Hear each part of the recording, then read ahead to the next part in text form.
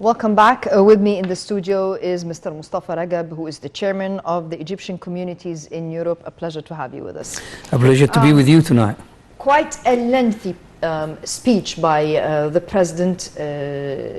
In your opinion, what was the main message that the president was delivering to the Egyptian family today? I think the most important message the president is delivering and try to deliver all the time to the Egyptian people in Egypt is that Egypt is progressing, Egypt is going forward. He is asking the people to join in the work. He is asking the people to enjoy their life. He is promising the people to improve the quality of their life. He is promising the people with a great future. So the speech was full. There's so much in the speech.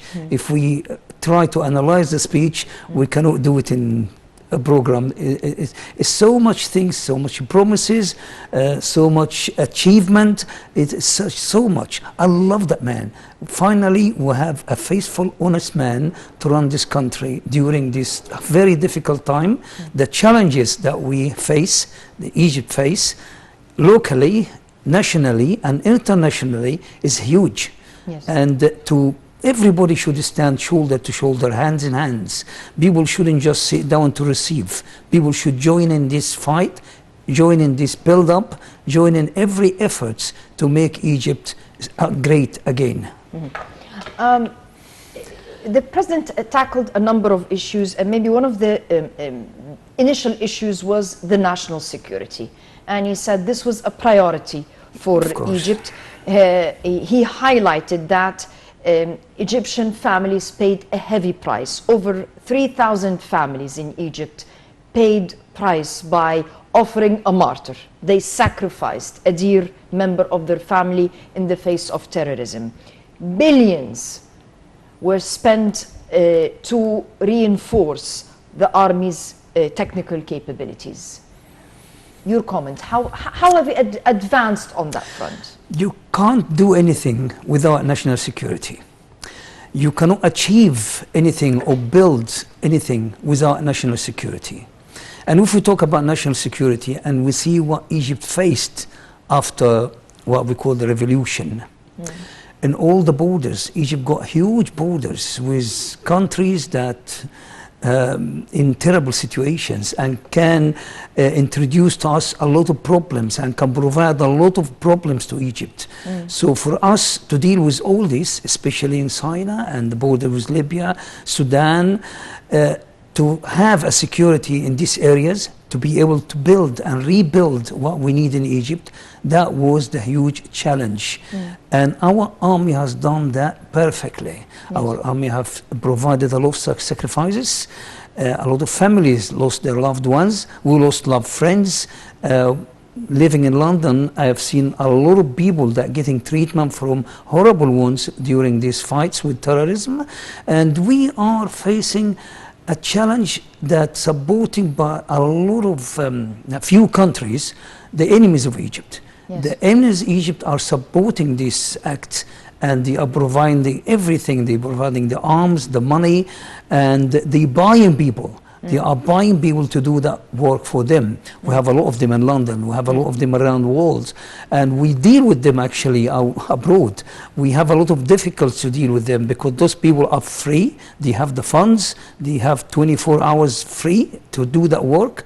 And we try and deal with them with our spare time because we're not free like them. We work. And in our spare time, try to deal with this. So we try to help as well abroad. The Egyptian abroad, all over Europe, are doing a very good job, very good work in order to be with their country, to protect their country. So the national security, the infrastructure is very, very important. When people look at the roads, at the bridges, and all the work that has been done in the country, all the improvement in quality of life, the work they are doing in the villages, Hayat Karima, better life for everybody, it's about time. It's about time that those people who live this terrible life, it was okay for them when there were a few of them in the village, but now with the huge increase in the population, you cannot just live in the same standard. Things have to be provided, water, electricity, education, health, And the challenge, the bigger challenge is the big growth in the population. Yes. The population is making life difficult. Also people are not realizing that those babies that come in every day need health, need education, need care, jobs. they need jobs, they need a lot of things. So people, when they realize, when I say hand in hand, this is what I mean by hand in hand, that we feel the problem for the country, that we work together. The speech that I heard today has touched my heart. This is a man who addressed the nation and say to them, this is what we have and this is what we need to do. Help us, be together. And every minister that stood up and spoke, he actually supported what the president is saying. And you can feel the sense in the whole, the people there, they can feel the sense that they are feeling for that they are supporting that.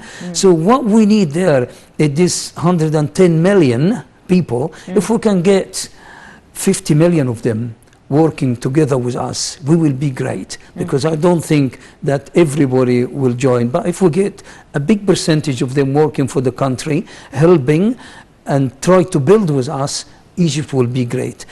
Everybody abroad is feeling the work that's happening in Egypt. Everybody abroad can realize the work is happening in Egypt. So if people abroad can realize that, what are people who live in Egypt? What are people who can see on reality, on the ground, the work that's happening in Egypt? God bless that man. God protect him and keep him for Egypt as long as we can. And God produce a lot of other people like him, because Egypt needs that. Egypt have suffered a lot since 67. Yes. And we need to bring Egypt up. I know there is some countries who doesn't want that to happen. There is some people who doesn't want that to happen. But the Egyptian people who live in Egypt should make sure that this will happen. The president said that the government will be holding, with related entities, will be holding an international press conference announcing Egyptian contribution to the international economic crises. The whole world is facing a horrible, terrible economic crisis.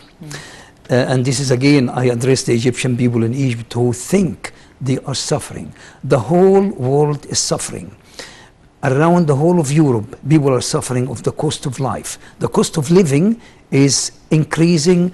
The wages does not match the cost of living now, and people need help, whether it's in England, in France, in Germany. All the people around Europe need help to meet the cost of living. So this issue is an international issue, developed after Corona with the Ukrainian war. And we don't know where this Ukrainian war going to take us, how far it's going to be, what is the loss will be, what it's going to end up with. They have two superpowers there competing to control countries of the world. Good luck with them with the competition, but we're going to suffer as a result of that. You can see around the whole world, I mean, the French election just now, the president won, but he faces a huge challenges to satisfy the French people. The French people have been demonstrating against a lot of issues in France, and now he promised to make them good. He promised to work for all of them, but the election promises is something. Will he be able to do what President Sisi is doing? Will he be able to match this kind of work? I'm not comparing anything, but the challenges in Egypt are greater than any other country. We need to look around. We need to look around the whole world, not to think that we have a problem. No, the whole world is facing a huge problem at the moment that we don't know where we're going with it. We don't know how is it going to end. This is the issue. The president, in his speech, clearly highlighted the public-private partnership in the coming phase. He said that the government will be working in consolidating efforts with the private sector. The government will be putting forth a plan to encourage small, medium, and large enterprises, including a tax-free, 5-year tax-free period to encourage and alleviate the burden of the private sector, and even revisit companies or the private sector that has an issue with the debt. The coming phase, how do you see this public-private partnership? Look, in the past, Egypt was run by a few people who were controlling the economy and controlling everything in the country. The private sector was suffering. So now for us to address this issue, this is great. We need every small businesses to grow. We need everybody to join in. And for him to provide this encouragement for small businesses, this is great. People should receive this with happiness. People should work on it and say, right, we have a government now that are going to support small business. We have a government now that say they are going to offer a lot, tax-free. This is great. So they should take advantage of that and work on it. And if they don't take advantage of that now, that never happen again. So I want the people to understand what the president is doing and what he's saying.